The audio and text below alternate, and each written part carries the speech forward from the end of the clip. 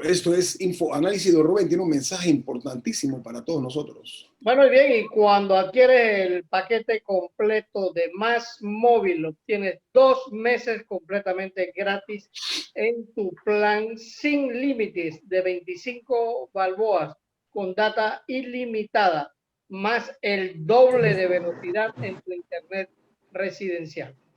Pero vamos a entrar en materia. Hoy nos acompaña un panameño graduado en una universidad londinense muy importante que es University College London. Él es politólogo de carrera y queremos escuchar una opinión de un hombre joven, un hombre que ha estudiado lo que es la política de los Estados Unidos, porque es importante, de manera inevitable, que esta contienda electoral va a tener efectos que nos conciernen a todos los panameños. Juan Diego Alvarado, bienvenido aquí a Infoanálisis. Muchas gracias por tenernos. Oiga, primera vez en que yo recuerdo que se habla de fraude electoral en los Estados Unidos, una palabra más bien de América Latina y otros países. Fraude electoral en los Estados Unidos. ¿Qué opina usted de eso, señor Alvarado? Bueno, pero no es la primera vez, Guillermo. Todavía se discute si algo le robaron o no le robaron las elecciones. No, pero no se habló de como hoy día, que el propio presidente, lo grave es que el propio presidente Trump está hablando él de fraude electoral. Diga, señor Alvarado. Sí, yo creo que en Estados Unidos hay una doble narrativa, una narrativa paralela sobre el fraude en las elecciones. Y uno de ellos está dirigido al fraude de los votantes y otro está dirigido hacia el fraude en el manejo y en la organización y el conteo de votos de las elecciones, ¿no? Entonces, la narrativa que maneja algunos sectores del Partido Republicano ha sido una constante preocupación y es un discurso consistente acerca del fraude de votantes, ¿no? Que como se conoce en democracias más imperfectas o en regímenes autoritarios donde hay elecciones pero no son ni libres ni justas, son básicamente muertos votando, personas votando donde no deben votar, personas votando 2 veces, ¿no? Que elimina, digamos, la certeza y la pureza de ese sufragio. Y eso, por lo menos en el caso de Estados Unidos, no hay evidencia de que eso pase. Y la otra preocupación, que es una narrativa que se ha estado intensificando en los últimos meses, ha sido la de básicamente el fraude electoral en general, no del voto, sino el resultado electoral, que aviva discusiones acerca del mismo sistema electoral y de los problemas de la diferencia entre el voto popular y el voto del colegio electoral, que nos recuerdan a las elecciones polémicas del año 2000 entre George Bush por el Partido Republicano y Al Gore por el Partido Demócrata, en la que la decisión básicamente llegó a un caso en la Corte Suprema de Justicia. Y algo que es importante señalar para estas elecciones, ¿no? Que en la composición actual de la Corte Suprema de Justicia, 3 de los 9 magistrados actuales de la Corte Suprema de Justicia fueron abogados privados litigantes que en diferentes medidas asistieron y asesoraron al equipo de George Bush durante el caso y en el litigio del reconteo de votos en Florida y el caso que se llevó a la Corte Suprema de Justicia, que son John Roberts, que es el actual presidente de la Corte Suprema de Justicia, Brett Kavanaugh, cuya confirmación fue muy controvertida el año antepasado, y la recién adición a la Corte Suprema que reemplaza a Ruth Bader Ginsburg, que es Amy Coney Barrett. Los 3 tuvieron roles que jugar en ese proceso, ¿no? Entonces, lo que yo diría... Para una precisión a Juan Diego, en Estados Unidos sí hay evidencias de muchas ocasiones en donde han votado muertos y otras personas en las elecciones. Caso, la elección de John Kennedy, que en Chicago, el alcalde de Chicago, Daley, que era una maquinaria política del Partido Demócrata, ponía a votar a los muertos. Richard Nixon sabía que le habían robado la elección, pero no la demandó por su convicción de que había que tutelar la dignidad del cargo de presidente de los Estados Unidos. Pero hay evidencia histórica de que en Estados Unidos hacían todo eso que pasa en América Latina, pero ellos son más hábiles en no hablar de eso. Sí, pero al mismo tiempo... Cuando yo dije al principio de la intervención, yo dije que era la primera vez que se hablaba de fraude electoral. Es primera vez que un presidente de los Estados Unidos, porque Obama no se metió. O sea, ningún presidente jamás había dicho que había fraude electoral en sus intenciones por reelegirse, de lo que yo he leído. O sea, a eso me refería, que es el propio presidente. No, yo no me estoy refiriendo a lo que tú dijiste, me estoy refiriendo a un acerto de Juan Diego de que en Estados Unidos no votan los muertos. Y hay evidencia histórica de que eso sí ha pasado y otras cosas más. Bueno, aunque Sí, también... para hacer una aclaración, digamos, lo que yo afirmé es que no pasa en la escala en que pasa en regímenes híbridos competitivos, como por ejemplo Malasia, Rusia, Zimbabue, pero no estoy afirmando que no pasa.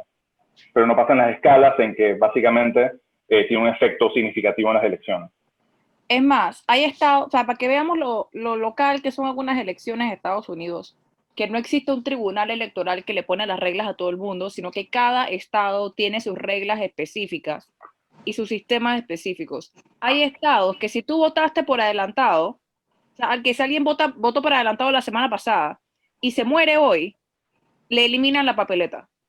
Aunque haya votado legítimamente vivo la semana pasada, si se muere hoy, le eliminan la papeleta.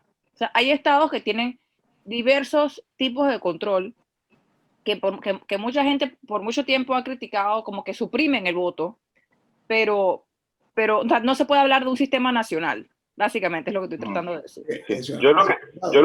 Sí. Yo lo que añadiría a lo que menciona Camila es que hay dos temas con este discurso sobre el fraude electoral. El primero es que, como dice el señor Murgas, por primera vez hay un real peligro de que el potencial perdedor no acepte el resultado electoral, ¿no? Y eso es uno de los factores claves en determinar si un sistema es democrático o no, es que si bien, como dice Adam Przeworski, la incertidumbre está institucionalizada, es decir, que no podemos predecir 100% quién va a ganar, porque si no ya, ¿para qué tendríamos elecciones? Los perdedores, precisamente por eso, los perdedores aceptan su derrota. Esa es una de las características fundamentales de una democracia electoral. Y aquí estamos viendo indicios de que el presidente Trump no aceptaría el resultado, o dice que probablemente no aceptaría el resultado en caso de perder. Eso por un lado, ¿no? Y eso es lo que digamos, matiza y contextualiza estas acusaciones de fraude electoral. Por otro lado, hay un problema que es, y que hay bastante evidencia en la ciencia política sobre eso y en los estudios electorales en Estados Unidos, que es un problema masivamente mayor y realmente comprobado que el fraude electoral, que es la de la supresión del voto. Y la supresión del voto en Estados Unidos es un problema porque, a diferencia de muchas de nuestras democracias, inclusive las democracias imperfectas en América Latina, nosotros tenemos unas garantías de ese derecho a sufragio que incluyen, por ejemplo, que los votantes estén automáticamente registrados una vez consiguen la ciudadanía. Es decir, cuando una persona cumple 18 años, uno va a buscar su cédula, pero uno no va al Tribunal Electoral en Panamá a registrarse como votante, ¿no? Es un proceso automático. Las elecciones son un domingo, ¿no? Es un día libre, donde la gente no tiene que trabajar, ¿no? En Estados Unidos es todo lo contrario. En muchos estados hay que registrarse para ir a votar, ¿no? Lo que, por los costos transaccionales de ir a votar, desincentivan el voto en algunos aspectos. Y el hecho de que sea un martes, por ejemplo, como lo va a ser, y es un martes que no es un día libre, y muchos trabajos tienen, muchas empresas tienen la libertad de decidir si dejan a sus empleados ir o no. Muchos lo hacen, pero no todos, sino es una obligación, y cuando debería ser un día libre, hace que las personas tengan que salir de su trabajo a las 5 de la tarde, ir a un lugar de votación donde las filas pueden durar cuadras. Ahora mismo, en medio de una pandemia, en medio de saliendo el otoño, entrando el invierno, que desincentiva la concurrencia electoral. Y eso hace que, aún históricamente, cuando, a pesar de que en Europa ya la participación electoral está bajando bastante, aún en su periodo de apogeo, Estados Unidos se caracterizaba y se sigue caracterizando como una de las democracias avanzadas con menos participación electoral, precisamente por estos sistemas que desincentivan el voto, que está dirigido hacia, particularmente, minorías étnicas que son privadas en muchas medidas de manera muy directa de su derecho al sufragio. Si me permites agregar ahí, o sea, nada para agregarle un par de cosas, no solamente te tienes que registrar para ser votante, sino que cada estado tiene sus reglas para eso también. Y hay estados donde la ventana para registrarse para votar cerró hace semanas. Entonces, si en octubre o en septiembre no te acordaste de que tenías que ir a registrarte, ya tienes que esperar hasta el 2024 para poder votar. Y eso es un verdadero problema, porque mucha gente como no se da cuenta de que no se registró, y entonces cuando llega el día no puede votar. La otra cosa es que en Estados Unidos no existe una cédula, no existe un documento de identificación nacional. Y entonces hay ciertos estados que exigen documentos específicos para poder votar. Pero en Estados Unidos no todo el mundo tiene una licencia para conducir, no todo el mundo tiene un pasaporte, no todo el mundo tiene. Entonces eso va cerrándole la ventana a muchas personas para poder tener acceso al voto y, como decía Juan Diego, eso afecta desproporcionalmente a las minorías. Okay, muy bien, sí, el problema es que, bueno, ya están diciendo que con una cédula, perdón, con una licencia de conducir u otro documento que tenga foto de las personas podrán ejercer el derecho. Pero es que no es nada más otro documento, hay lugares que tiene que ser uno en particular y no todo el mundo necesariamente lo tiene. O sea, es básicamente, y hay quien dirá, es que bueno, el que quiera votar de verdad lo va a conseguir, pero es que no debería, o sea, no, cada barrera que se le agrega es un problema nuevo al que se enfrentan las personas y eso es lo que algunos expertos como Elizabeth Malo de la Universidad de Rutgers estudian sobre por qué los jóvenes, o sea, la participación electoral de los jóvenes está 30% por debajo de la de los de 60 años o más. Y cuando estudian por qué, en parte es porque es tan complicado el sistema que no, o sea, que no saben qué hacer, o sea, casi que tienes que leerte una enciclopedia para poder aprender a votar. Y si te vas a la universidad de otro estado o si te mudas de estado, tienes que volver a aprender un sistema totalmente nuevo. Entonces, son esas cosas que van limitando, que van poniendo barreras al voto. Y eso al mismo tiempo es algo que siempre ha sido desafiado, particularmente en los últimos años. Bueno, pero Camila, pero esa es la fortaleza de los Estados Unidos, que es la independencia de los estados. Cada estado, esa nación fue fundada por las llamadas 13 colonias, ¿no? Y entonces cada uno tiene su personalidad y la ha preservado. No, está bien, pero el problema es que también se sabe que hay políticos que se dedican a cambiar los mapas para favorecer a un partido u otro, y también hacen el famoso gerrymandering, que o sea, básicamente está bien, bueno, que los estados tengan su autonomía, pero al mismo tiempo se sabe de manipulaciones que se dan para favorecer a uno u otro. Y seguro lo hacen los dos partidos. Hay un partido que es más famoso que el otro por hacerlo, pero seguro lo hacen los dos. Mira, el gerrymandering es muy usado particularmente por los republicanos, que han acomodado los circuitos para aumentar su representación en forma que no corresponde necesariamente con la población. Lo que hacen es que acomodan el mapa electoral de un circuito para que haya más de las personas que votan por ellos y que los que no votan por ellos siempre sean minoría en esa circunscripción. Por otra parte, en lo que dice Rubén, los Estados Unidos se constituyó primero como una confederación y luego como una federación, lo cual hizo un poco más cohesivo el sistema, pero la lucha en 200 y tantos años de existencia es en tutelar la autonomía de cada estado. Y cada estado defiende muy celosamente su régimen electoral interno, etcétera, porque es parte de la naturaleza del sistema político de Estados Unidos. Y por eso todavía tienen un colegio electoral y no hay una votación directa para elegir al presidente de la República. Y si el colegio electoral no llegara a una decisión oportuna, sería el Congreso de los Estados Unidos con su representación la que decidiría quién es el presidente. Así que es un sistema construido tal y como lo estamos viendo operar, donde cada estado tiene reglas propias, etcétera. Sé que vamos a un cambio. Esto es Infoanálisis. En breve, Infoanálisis es un programa para la gente inteligente. Bueno, estamos con Juan Diego Alvarado. Él es politólogo, estudiado en la University College London de Inglaterra. Para cerrar tu intervención, Juan Diego, muy brevemente, hay dos factores. Uno, el rol que va a jugar la COVID-19 o el coronavirus y el posible conflicto postelectoral que se está poco a poco cocinando de acuerdo a ciertos sectores de los Estados Unidos. ¿Cuál es su opinión?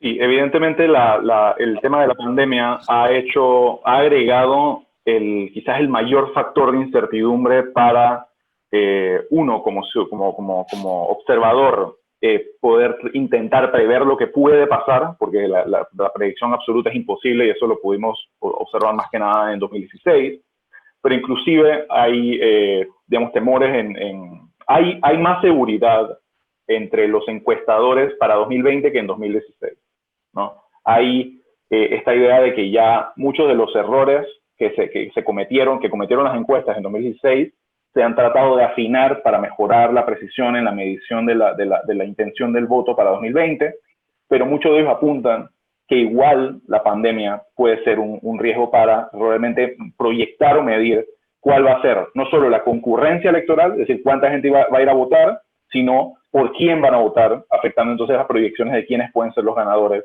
en los respectivos estados que se están disputando, ¿no? Yo creo que el tema de la pandemia afectaría más eso, ¿no? El descuido y la gestión de la pandemia en Estados Unidos ha hecho que pueden haber rebrotes solamente en estos pocos días antes de la elección, que una encuesta quizás pudo haber medido que va a haber una participación del, digamos, 60% en un condado, y por un rebrote va a ser mucho menor. Y el otro factor, que es sobre el tema del escenario postelectoral, sea un recrudecimiento de la polarización y lo que politólogos estadounidenses como Manny Ornstein han determinado es que esta polarización es realmente una polarización asimétrica, ¿no? Y este fenómeno describe que si bien los dos partidos han tenido movimientos importantes en el espectro ideológico, el Partido Republicano ha girado proporcionalmente mucho más hacia la derecha, pero significativamente mucho más a la derecha que lo que el demócrata supuestamente ha avanzado hacia la izquierda, ¿no? Hay una encuesta que mide las ideologías de los partidos, en la que más de 2.000 expertos han participado, y el Partido Republicano, que es en este sistema bipartidista el partido de derecha, se sitúa más a nivel comparado, en perspectiva comparada, con partidos como el AKP, el Partido de Justicia y Democracia de Recep Tayyip Erdogan de Turquía, y de Fidesz en Hungría, que son partidos populistas de derecha autoritarios o partidos autoritarios de derecha, que a los partidos, por ejemplo, demócrata, la CDU en Alemania, o el Partido Conservador en Canadá, que son partidos de centro-derecha más moderados, mientras que el Partido Demócrata sigue siendo, a pesar de las campañas insurgentes y campañas retadoras, digamos, de políticos como Bernie Sanders, Elizabeth Warren y Alexandria Ocasio-Cortez, sigue siendo un partido controlado en su élite y en su establishment, en su cúpula, por un centro que mantiene los consensos dentro de ese centro ideológico, ¿no? Entonces, la polarización ha venido entrando quizás más, y yo diría que marcadamente mucho más, del Partido Republicano. Lo impredecible de la respuesta del presidente Donald Trump hacia los resultados electorales, que ya hay, digamos, riesgos de que con no todos los votos contados, si se proyecta con los votos ya contados, una victoria para Donald Trump antes de terminar de contarse los votos el martes por la noche, él declararía una victoria, ¿no? Y eso entonces complicaría mucho las proyecciones de los medios, las proyecciones finales de los conteos.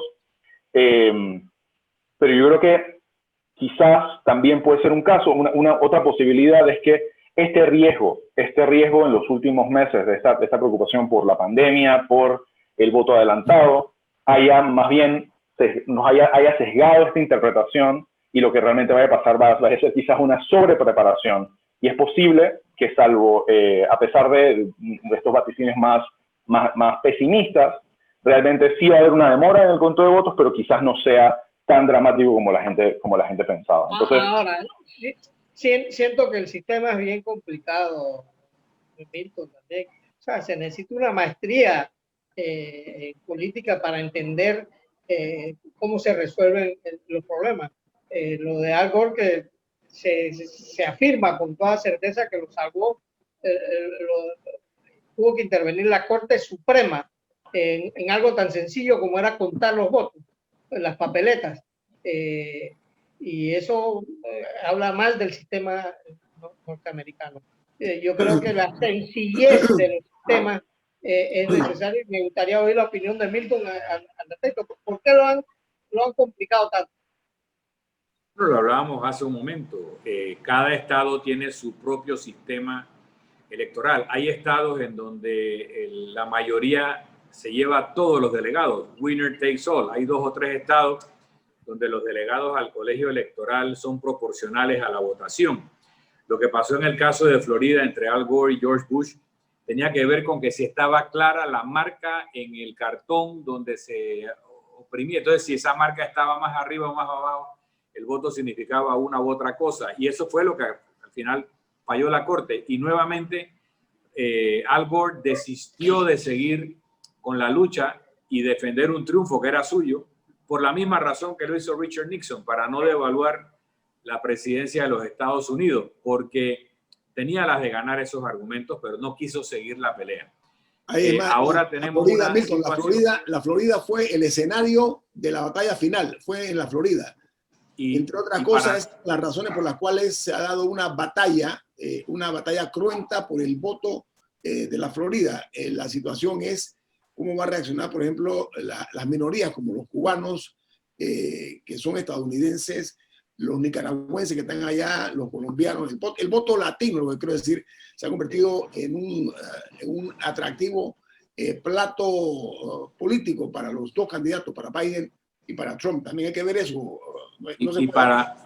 Y para recordar lo tropicalizado que ya está en los Estados Unidos hace más de 10 años, el gobernador de Florida, Jeb Bush, era hermano del candidato que fue favorecido con estas decisiones y tomó algunas decisiones como gobernador que sesgaron algunos resultados o algunos votos y después nos dan lecciones a nosotros de democracia.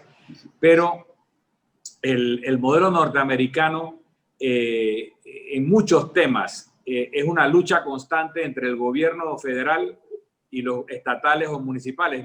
Miremos lo que ha pasado con las rebeliones populares, en donde el presidente ha mandado tropas federales a algunas ciudades planteando devolver la ley y el orden, y donde las ciudades o los estados se resisten a eso, o en qué momento se abre la economía con respecto al COVID. O sea que el tema electoral es uno de los campos de batalla de esa lucha entre el poder del gobierno federal y el poder de los gobiernos locales. Hay una pregunta que yo me hago, permiso, Camila, hay una pregunta que me hago. La enconada batalla que provocó el presidente Trump en la designación e imposición de la nueva miembro de la Corte Suprema de Justicia, ¿tendrá algo que ver con alguna segunda intención? Pregunto. Yo pienso que tiene que ver con 2 cosas. Uno, que en efecto esta elección pudiera llevar casos a la Corte Suprema y esta tener que decidir si se invalidan o no temas, y ha sumado un voto más para una supermayoría. Pero por otra parte, si Trump no se reeligiera, la derecha conservadora que lo ha impulsado y apoyado, parte de su factura es llenar la Corte de magistrados conservadores, y Trump tenía que pagar esa factura antes de la elección si quería que ese sector se movilizara a favor suyo votando. Camila. Yo tengo una consulta para Juan Diego.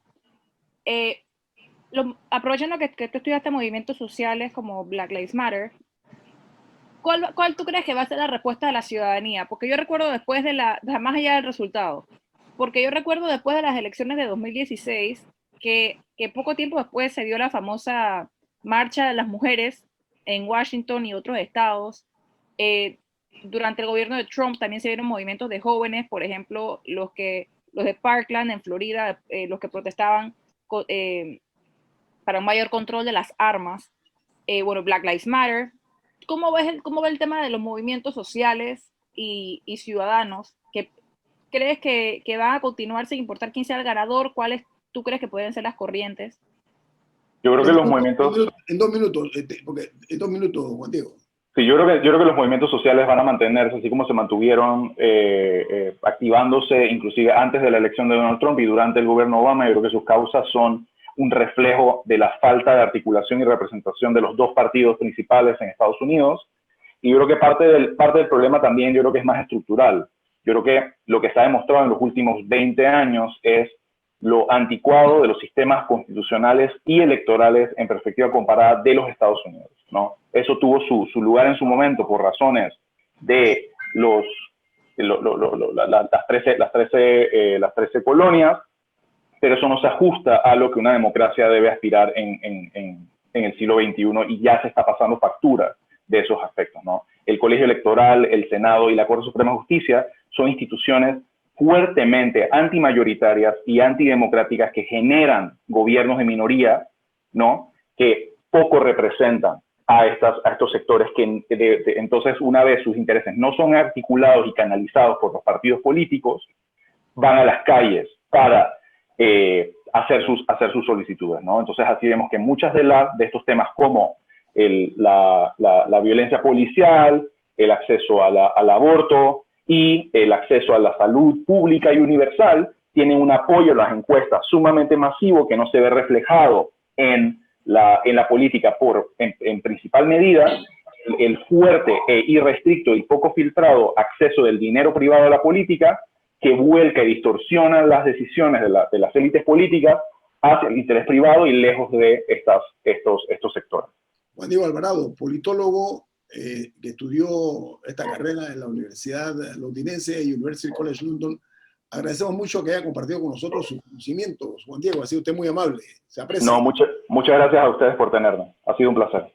Vamos al corte comercial. Esto es Info Análisis, un programa para la gente inteligente. The Economist publica hoy lo siguiente, dice: hoy es el último día en que las nuevas encuestas se incluirán en el pronóstico de las elecciones presidenciales de The Economist, pero ningún resultado movería mucho la aguja en este punto. Hasta ahora, nuestros periodistas de datos han recopilado el resultado de más de 1.500 encuestas y la gran mayoría apunta a una rotunda derrota del presidente Donald Trump. Y a diferencia del año 2016, no ha habido señales de un cambio tardío en su dirección. Nuestro modelo, dice The Economist, sugiere actualmente que Joe Biden lidera al presidente en la mayoría de los estados del norte en el campo de batalla, así como en la Florida, Carolina del Norte y Arizona. La carrera también es incierta en Georgia, Iowa y Ohio, y el retador tiene una oportunidad externa, de ganar Texas. Esto le da un camino sólido hacia una mayoría en el colegio electoral. La única esperanza del presidente es que las urnas sean 2 veces más propensas a errores que de costumbre, o que los tribunales arrojen suficientes papeletas para inclinar la balanza en su dirección. Usted ha dicho siempre, señor Murga, que la duda de las encuestas ahora las encuestas se están jugando su prestigio, no únicamente en América Latina, sino en los Estados Unidos, ¿no?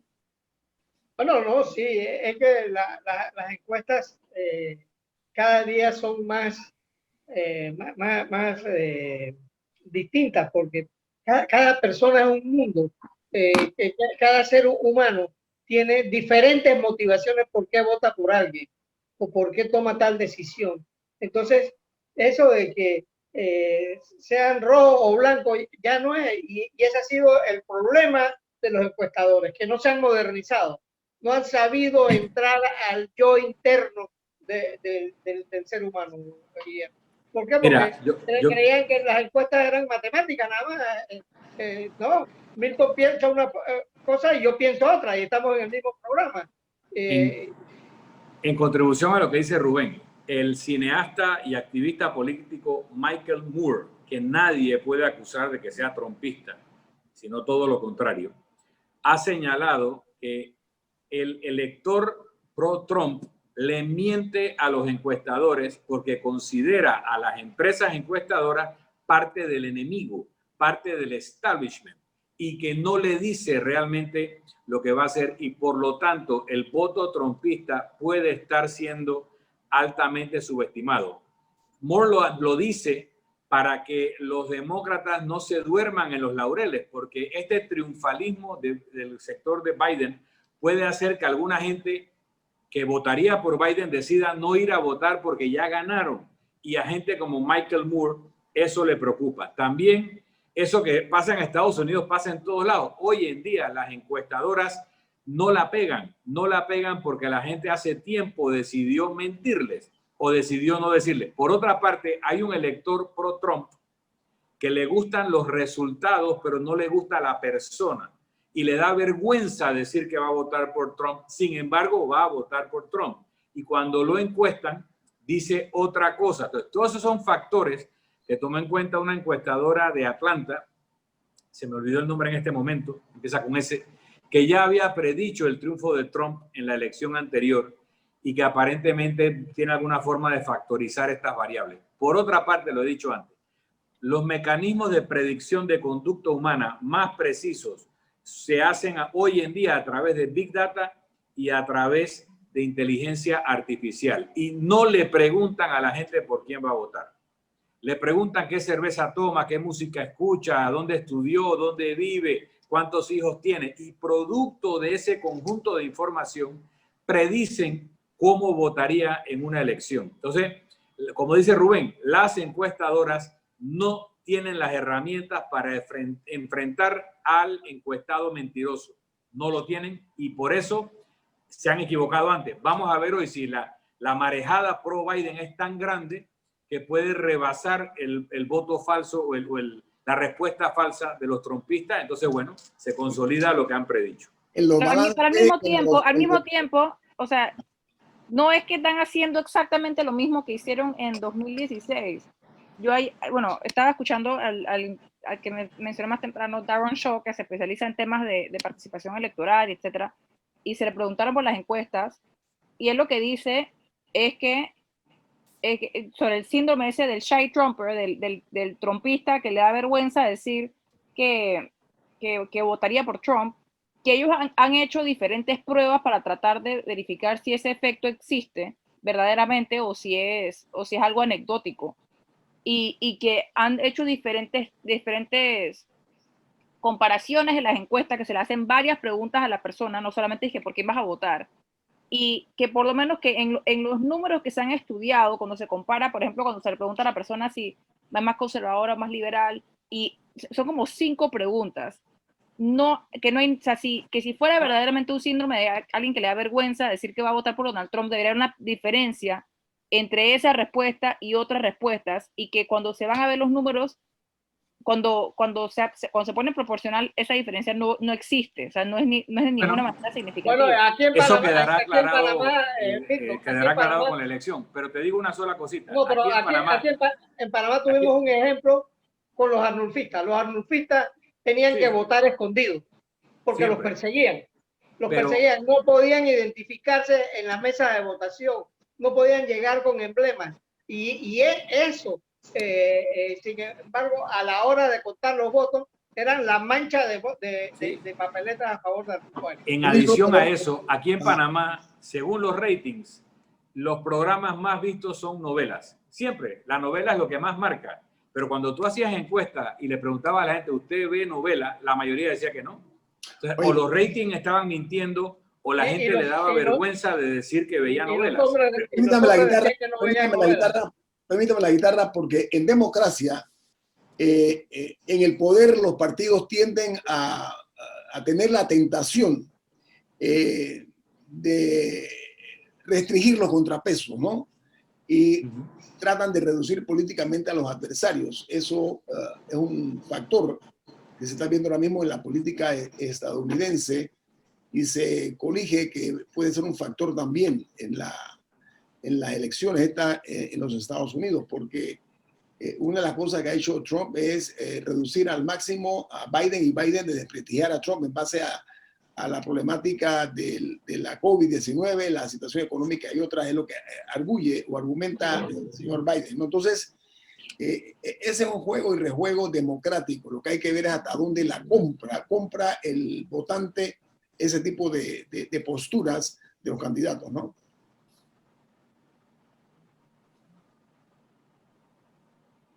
No sé. Básicamente lo que quería decir es que sí se han tomado cuidado, y yo no digo que la vayan a pegar necesariamente, pero sí hay personas haciendo mediciones de manera distinta y tratando de verificar resultados.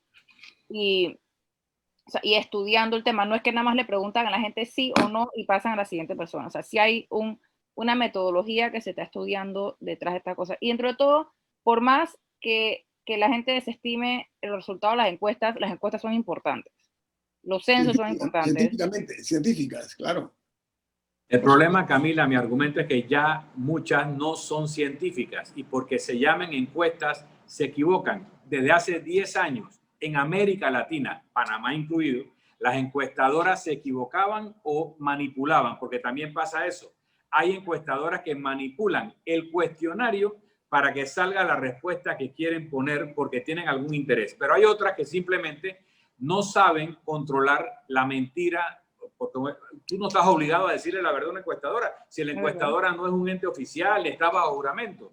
Entonces, la gente ya no ve a la encuestadora como este ente bien intencionado. Cuando tú sospechas de quién te está llamando, pues te llaman por teléfono, tú no sabes quién te está preguntando, tú dices lo que te dé la gana.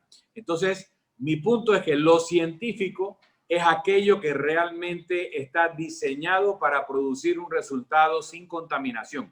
Te doy un ejemplo. Aquí en Panamá, en la elección del año 2014, el gobierno de turno le pedía a los funcionarios que le dieran listas de 10 a 20 nombres, con nombre, número de cédula y de número celular. Y le decían, a estas 10 personas las va a llamar una encuestadora. Si no contestan que van a votar a favor del candidato oficialista, tú estás despedido el lunes. Entonces, esas personas le comunicaban a sus listados, me tienen amenazado así, contesta lo que te están diciendo y después vota como te dé la gana. Cuando tú multiplicas esos 50,000 servidores que hayan hecho esto por 10, son 500,000 personas. Cualquier encuesta que se hizo en Panamá en esa época estaba viciada, porque la muestra estaba viciada. Entonces, tú no puedes confiar en una encuesta, por más bien intencionada que esté, si te vician la muestra o si te convencen de que quien te va a llamar es el enemigo del sistema. Y eso es lo que está planteando gente como Michael Moore. Solamente eso ya deja de ser científico. Tenemos 2 minutos. Yo quiero referirme a algo. Por primera vez, los candidatos presidenciales, los dos, son personas longevas. Son personas con muchos años a cuestas en los hombros. Hay que tomar en cuenta, la primera vez que hay 2 hombres de tanta edad que están aspirando a la presidencia de los Estados Unidos. Eso es un factor que también hay que ver. Por supuesto que Biden es mayor unos cuantos años a Trump, pero los dos están más arriba del 7º piso. Ese es un factor que hay que tomar en consideración también por primera vez en la historia de los Estados Unidos. Bueno, ya una activista de la campaña de los demócratas presentó a Kamala Harris en Texas como the next president of the United States, la próxima presidenta de los Estados Unidos. Ese es otro error. Y Kamala no lo desmintió. Es un error muy grande que ha cometido Claro. esa dama. Muy grande. Sí. Eso desalienta a muchos votantes. O sea, las imprudencias se pagan a partir de hoy, más que ayer. Entonces hay que tener en cuenta eso. Lo que se diga o no se diga puede cambiar o darle un giro al resultado. Lo cierto es que... Pero como tú dices, es por primera vez que es tan importante el candidato a presidente como el candidato o la candidata a vicepresidenta o vicepresidente. Porque sí, por razones de edad de los dos candidatos a presidente, es posible que no termine el periodo. De todas maneras, en el caso de ambos, tanto Kamala Harris como el vicepresidente Pence pueden ser los candidatos presidenciales en el 2024. Kamala estaría posicionada, gane o pierda esta elección, el tiquete demócrata estaría posicionada como la front runner para la siguiente elección. Ahora, caminar en el filo de la confrontación ha sido el estilo de Donald Trump. Él es muy dado a eso, es un hombre que se expresa con un tono más biliar, hablando bilis, ¿no? Cuando expresa opiniones acerca de sus adversarios. Yo no sé hasta dónde también eso va a funcionar en la sociedad estadounidense. Pregunto si eso funciona realmente o no. Ese tipo de expresiones, alguna vez hasta groseras. No sé, Milton, ¿cómo la ves tú? Un minutito.